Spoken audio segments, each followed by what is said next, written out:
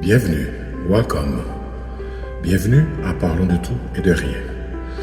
Aujourd'hui, nous traitons de l'amitié, mais entre nations. L'amitié véritable à l'épreuve du monde, entre illusions politiques et nécessité de solidarité. L'amitié est une âme en deux corps, disait Aristote.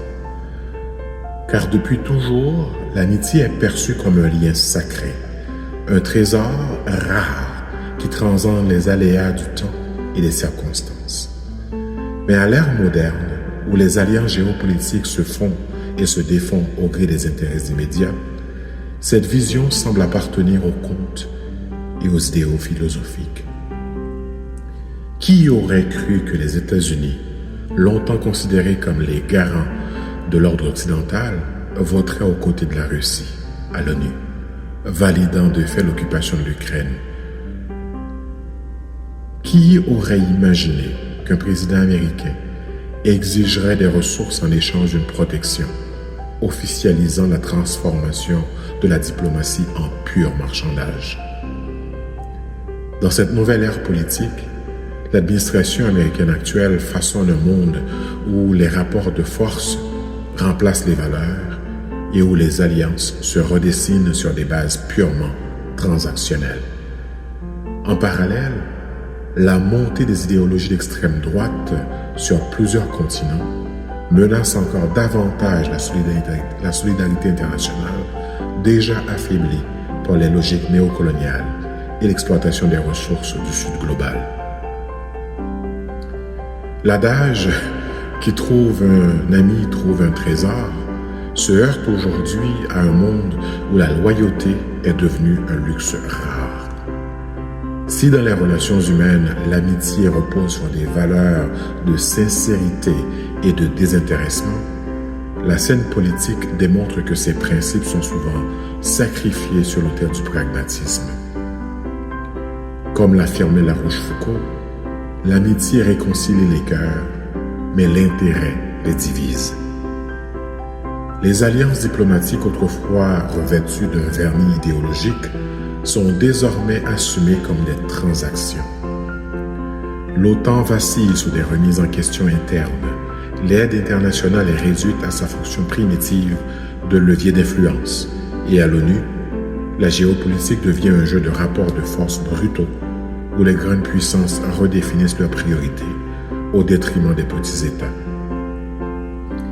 S'il est un pays qui incarne l'échec retentissant de la solidarité internationale, c'est bien Haïti.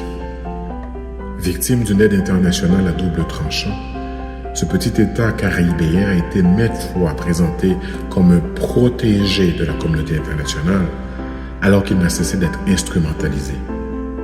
Derrière les milliards de dollars promis après le tremblement de terre de 2010, se cache une philanthropie de façade où l'aide est souvent détournée par des ONG et des institutions étrangères plutôt que de renforcer les infrastructures locales.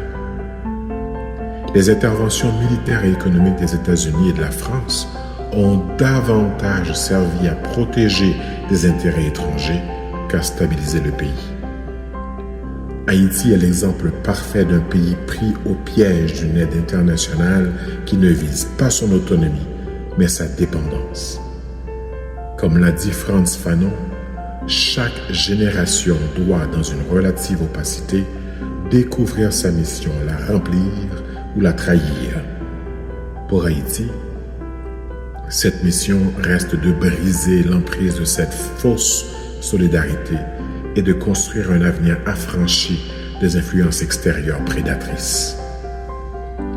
Si le néocolonialisme a longtemps été le principal frein à une coopération internationale sincère, la montée de l'extrême droite vient aujourd'hui enfoncer un clou supplémentaire dans le cercueil de la solidarité mondiale. En Europe et en Amérique du Nord, les partis nationalistes et populistes gagnent du terrain en prônant le repli sur soi, la fermeture des frontières et la fin des aides aux pays en développement. Ces idées ne sont pas nouvelles, mais leur légitimation par les gouvernements actuels fragilise davantage un ordre mondial déjà bancal.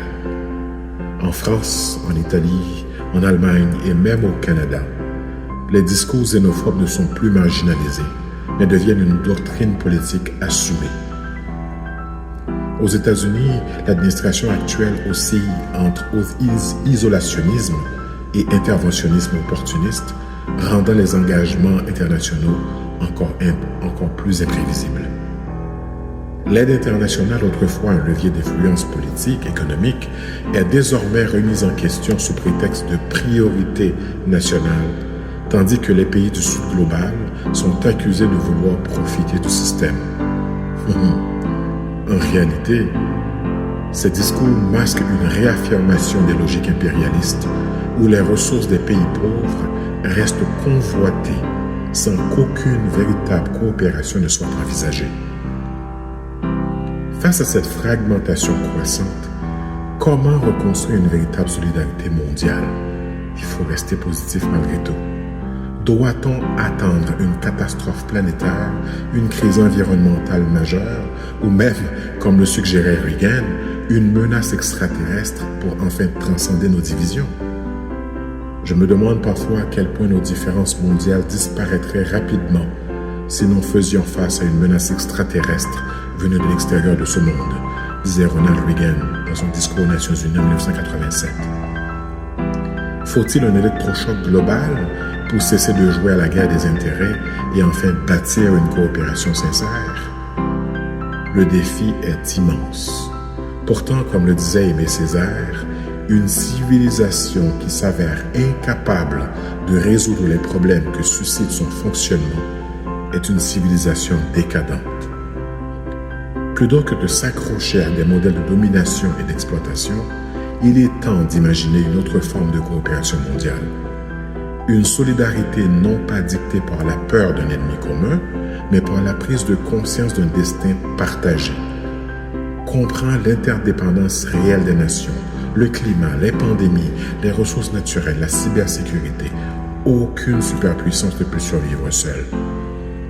Refonder les relations internationales sur des principes d'équité et de justice, ce qui passe par la réévaluation des modèles économiques qui concentrent les richesses entre quelques mains.